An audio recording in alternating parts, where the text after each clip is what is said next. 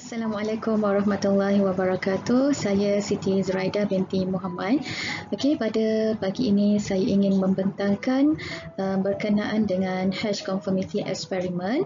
Okey, permulaannya saya ingin memberikan sedikit latar belakang ya.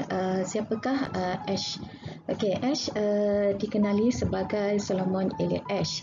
Lahir pada 14 September 1907 di Warsaw, Poland. Meninggal pada 20 Februari 1996 di Haverford, Peninsula pada usia 88 tahun. Okey, Solomon Ash adalah psikologi sosial iaitu psikologi pematuhan. Beliau menggunakan pendekatan Gestalt untuk mengkaji tingkah laku sosial, mencadangkan bahawa tindakan sosial perlu dilihat dari segi penetapannya. Okey, selain daripada itu, kajian keakurannya menunjukkan orang akan mengubah respon mereka disebabkan oleh tekanan sosial untuk mematuhi seluruh kumpulan.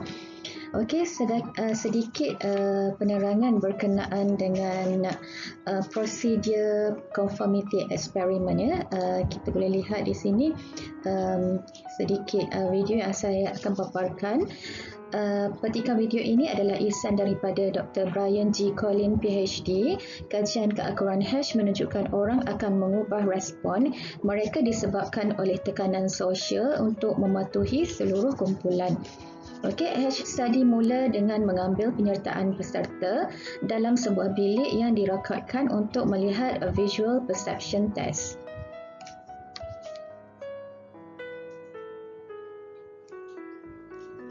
Ya, untuk mengenal pasti sama ada line A, B atau C yang paling hampir dengan line X. Okey, hash memberikan peserta eksperimen 12 item yang sama untuk membezakan garisan. Ash mendapati bahawa peserta mendapat 99% adalah betul tanpa orang lain di dalam bilik tersebut. Di sini Ash boleh membuat kesimpulan yang mana test ini adalah senang kerana jawapan yang betul adalah jelas iaitu line B.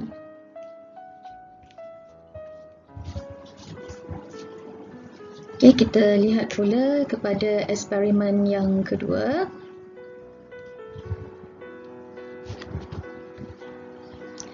Okey, di sini Ash mempunyai confederate atau actor, pelakon yang berpakat atau bersekutu dengan Ash, berada di dalam bilik darjah sekali dengan partisipan peserta eksperimen. Akan tetapi peserta sebenar tidak mengetahui yang mana peserta lain actor adalah berpakat dengan Ash. Okay, the study actor telah diberitahu oleh eksperimenter supaya sengaja memilih jawapan yang salah, iaitu memilih jawapan C, even though the answer is obviously B.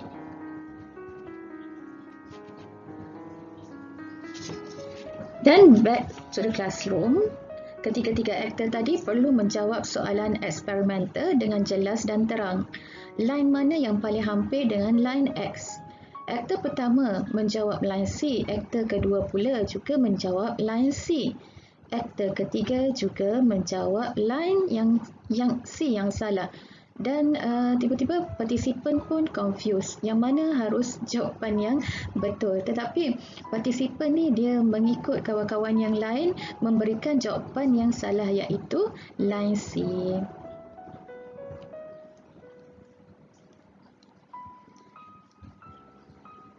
Okey, dia mendapati bahawa 75% orang terlepas sekurang-kurangnya satu untuk bersama kumpulan.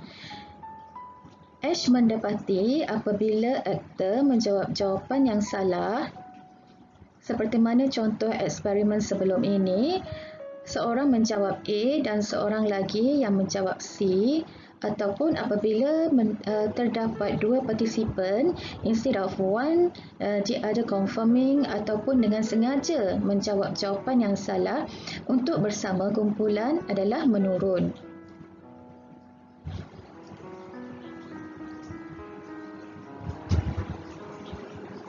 Okey, sebenarnya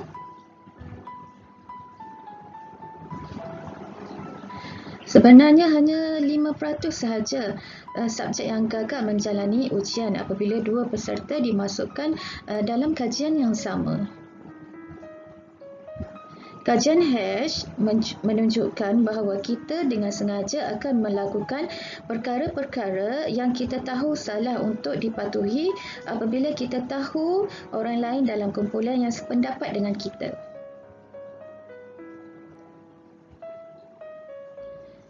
Ini menjelaskan mengapa remaja dan orang dewasa dapat konform, iaitu menyesuaikan diri dengan tekanan rakan sebaya walaupun mereka tahu perkara yang mereka lakukan itu adalah salah. Okey, selamat menonton.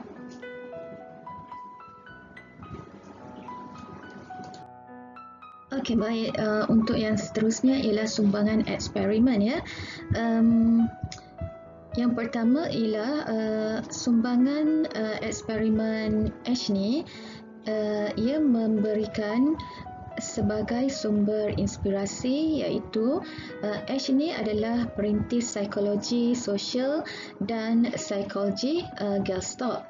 Okey, kekuatannya adalah ialah pengaruh sosial dan eksperimen ini juga memberi inspirasi psikologi sosial penyelidik hari ini.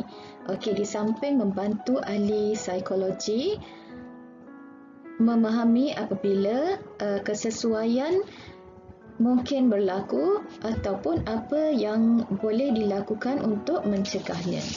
Okey, di samping itu, eksperimen ini memberi sumbangan kepada gaya hidup yang bahagia, dan apabila kita memahami perangai dan tabiat diri manusia.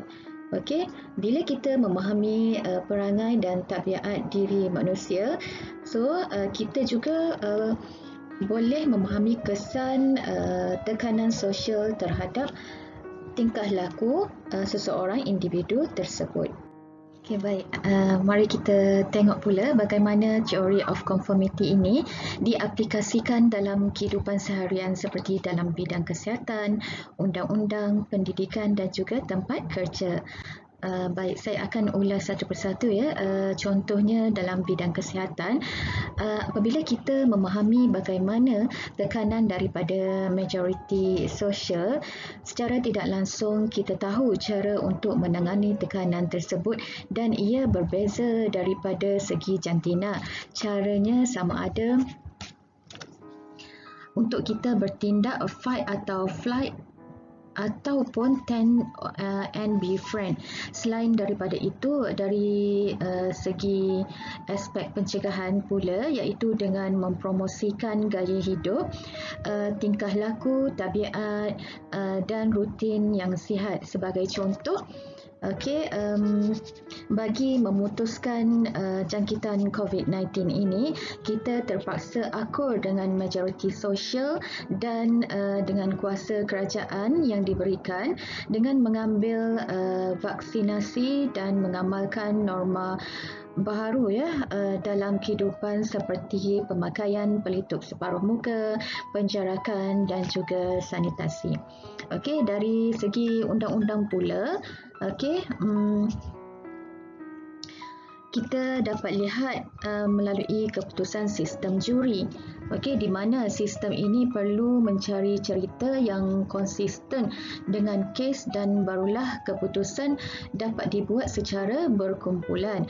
Contoh yang dapat saya berikan di sini ialah di Los Angeles pada tahun 1992, juri yang bernama Virginia Lawyer telah akur ya terhadap kuasa majoriti juri yang lain yang mana berpendapat salah, walhal keputusan lawyer adalah benar kerana dia sendiri yang melihat bukti pita rakaman dalam perbicaraan 4 pegawai polis kulit putih ke atas Rodney King yang berkulit hitam. Okey, ini adalah salah satu contoh sistem juri. Okey, bagaimana pula dalam sistem pendidikan? Okey, Dalam sistem pendidikan, kuasa guru disiplin dan juga kuasa guru bimbingan dan kaunseling di sekolah contohnya dapat membentuk ataupun merubah tingkah laku para pelajar daripada tingkah laku negatif kepada tingkah laku positif, iaitu lebih berdisiplin dan mempunyai nilai murni.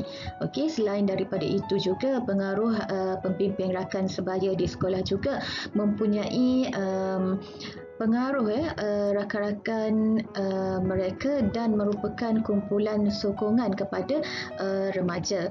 Okey.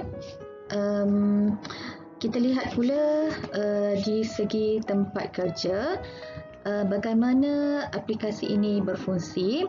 Terdapat pegawai-pegawai clinical psychology ataupun pegawai psikologi ditempatkan di setting tempat kerja yang mana mereka ini dapat membantu para pekerja melalui treatment dan juga terapis yang dipraktiskan dalam setting tempat kerja. Okey, contohnya pekerja-pekerja yang terlibat dengan masalah disiplin, datang lewat, okey, alkoholik, drug dan sebagainya. Okey, kebanyakan treatment yang dipraktikkan meliputi support group dalam kalangan family, remaja dan juga rakan-rakan sebaya mereka. Okey, di tempat kerja ya. Okey, saya rasa itu sahaja sekadar perkongsian saya dalam video ini. Sekian, terima kasih saya ucapkan. Okey, take care dan jumpa lagi. Kita jaga kita. Assalamualaikum. Bye.